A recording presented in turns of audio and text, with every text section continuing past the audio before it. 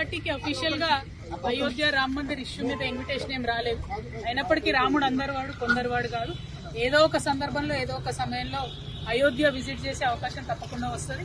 పుణ్యక్షేత్రాలన్నీ కూడా సందర్శించేటట్టుగా ఏదో ఒకనాడు అయోధ్యను సందర్శించుకునేటటువంటి భాగ్యం మా అందరు కూడా కలుగుతుందని నేను భావిస్తా ఉన్నాను.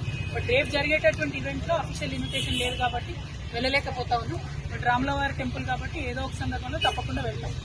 టీఆర్ఎస్ పార్టీకి అఫీషియల్ గా అయోధ్య రామ మందిర్ ఇష్యూ మీద ఇన్విటేషన్ ఏం రాలేదు.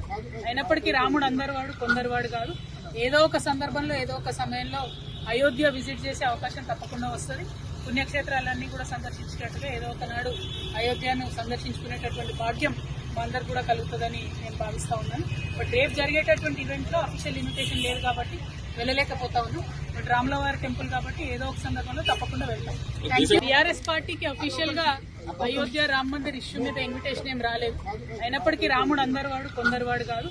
ఏదో ఒక సందర్భంలో ఏదో ఒక సమయంలో అయోధ్య విజిట్ చేసే అవకాశం తప్పకుండా వస్తుంది.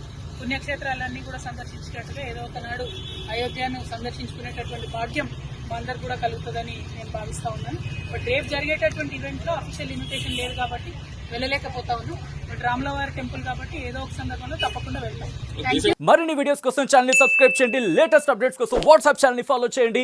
అండ్ లింక్ డిస్క్రిప్షన్ లో ఉంది.